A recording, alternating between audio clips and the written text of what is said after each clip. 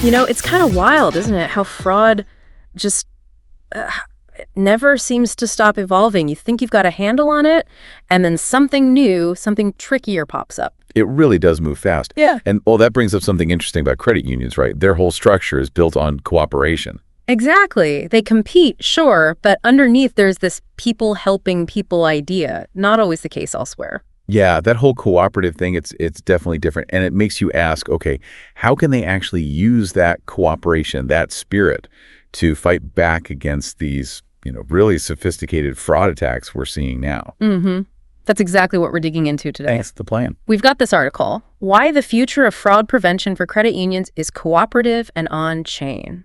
Kind of spells it out. It looks at blockchain not as some far-off sci-fi thing, but as a real tool they could use now to boost that cooperation against fraud. Right. So our goal here, our mission for this deep dive, is to really get under the hood of this idea, this cooperative on-chain thing. How would it actually work? Yeah, what are the pieces? And crucially, what are the real benefits? For the credit unions, yeah, but also, for you, the members. Okay, let's start where the article does the current situation. It talks about siloed fraud defense. What does that mean in practice, day to day? Well, basically, right now, most credit unions are kind of fighting fraud on their own island. They've got their internal processes, their red flags, their lists of maybe suspicious accounts. Okay. But the big problem is those islands don't really talk to each other. Not in real time, anyway. So it's like separate fortresses, and the fraudsters can just sort of slip between the walls. That's a really good way to put it. Yeah. Someone might get flagged doing something sketchy at Credit Union A today. Right. And tomorrow they could walk into Credit Union B, or even just apply online, try the same thing, and, well, Credit Union B likely wouldn't know. Not immediately. Huh. That seems like a huge gap, especially now with everything being so connected. It is. And the article points out even things like shared branching, which are cooperative. Yeah, where you can use another credit union's brand. Exactly. Even that doesn't really solve this specific problem. It's not set up for proactive real-time fraud warnings between institutions.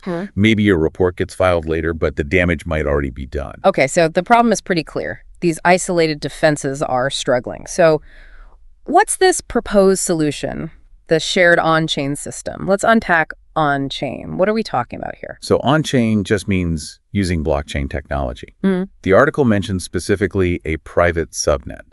Imagine a shared digital logbook. Okay. It's super secure. Everyone who's supposed to have access does, but nobody can secretly tamper with the entries.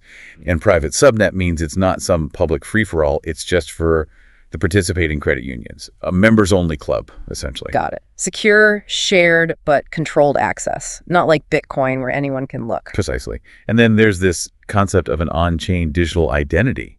How does that fit in? Yeah, what is that? This is where it gets pretty neat. The idea is each member could have a kind of digital identifier linked to this private blockchain. Now, hold on. This isn't about blasting everyone's private info across the network. Okay, good. Because that sounds worrying. Right. No, it uses clever tech, privacy-preserving tools. The article specifically calls out zero-knowledge proofs. Okay, hold on. Zero-knowledge proofs. That sounds pretty complex. Can you break that down a bit? Sure. Think of it like this. Imagine you need to prove to a bouncer you're over 21. Okay. With a zero-knowledge proof, you could prove you're over 21 without the bouncer actually seeing your birth date, your address, or anything else on your ID. Huh. So you prove the fact is true, but reveal nothing else. Exactly. You prove something without revealing the details. So a credit union could, say, verify some aspect of an identity or flag a certain type of suspicious behavior linked to that digital identity. Without sharing the person's name or account number with everyone else in the network. Precisely. It protects privacy while still allowing for crucial verification and signaling. Okay, that makes a lot more sense. So privacy is baked in, and this leads to the real-time alerting system they talk about. Yes. So when credit union A spots confirmed fraud, they can issue a sort of digital alert, a verifiable one, that gets linked to that on-chain identity. Right. Because it's on that shared secure blockchain ledger. That alert is, well, basically immediately visible within the agreed upon permissions, of course, to all the other credit unions in the network. Wow. So if credit union A flags identity X for, say, check kiting, Uh-huh. and then the person associated with identity X tries to open an account at credit union B the next day, credit union B would see that alert before they even process the application. That's the core idea. Yeah. Instant verified red flags. And importantly, the article stresses this is about federated trust, not centralized control. Meaning? Meaning each credit union still calls its own shots. They keep their independence, their own rules, their own risk appetite. Right. They don't want some central body dictating everything. Yeah, exactly. This isn't about giving up autonomy. It's about tapping into shared intelligence. They see the alerts, the risk signals from their peers, but they decide how to interpret that information and what action, if any, to take based on their own policies. So it's like getting a trusted heads up from your neighbors, but you still decide whether to lock your door. That's a perfect analogy. Yeah, you get better information, make better decisions, but you remain in control. And that example the article gives, the new account application triggering that check against the on-chain record, Yeah, it really shows the potential, doesn't it? Stopping fraud before it happens. really does. It shifts the whole game from reacting after the fact to, well, genuine prevention. And the article makes a strong case for why this is urgent. Yeah, it emphasizes that fraud isn't just evolving, it's getting more coordinated, right? Like organized attacks. Absolutely. We're not just talking about lone wolves anymore. Often it's sophisticated networks targeting multiple institutions. And traditional isolated defenses just struggle against that kind of coordinated threat. It makes sense. You need a network to fight a network. You really do. And the article's clear. This isn't about, giving away competitive secrets. Right. It's about protecting the entire system. Because a big fraud hit at one credit union can erode trust across the board. It benefits everyone to raise the collective defenses. So what are the main benefits then, boiled down? Okay, number one, preemptively flagging known bad actors. Seeing that alert before they hit your institution. That's huge. Okay. Number two, sharing high-fidelity fraud signals in real time. We're talking verified, actionable intelligence, not just industry gossip. More reliable then. Much more. Which leads to number three, building this decentralized but unified defense network. Everyone contributes, everyone benefits, nobody dictates. Yeah, the overall effect. Is basically restoring the balance of power, as the article puts it, giving the defenders, the credit unions, the upper hand again. Okay, so let's talk practicalities. How do you build this? The article mentions using private subnets, like on Metal blockchain. Why is that a good fit?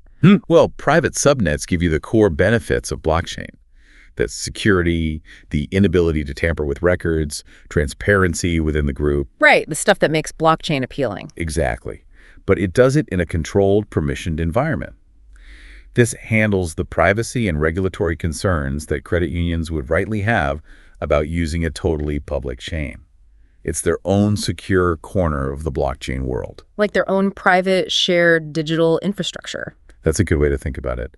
And using those verifiable credentials, the digital identities we talked about, within that subnet lets them securely flag the activity and share risk signals. And just to reiterate, each credit union still applies its own rules to those signals. Absolutely. It's a framework for collaboration, not a mandate for specific actions.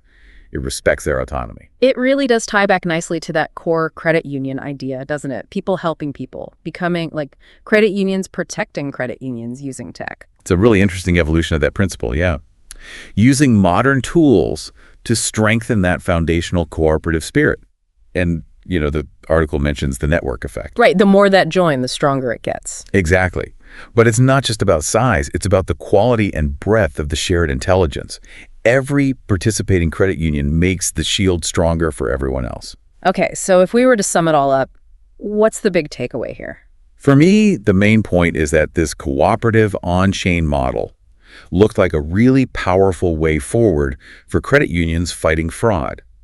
It lets them share critical real-time information securely. While preserving privacy. Right, preserving privacy using things like zero-knowledge proofs, and crucially, without sacrificing their individual autonomy.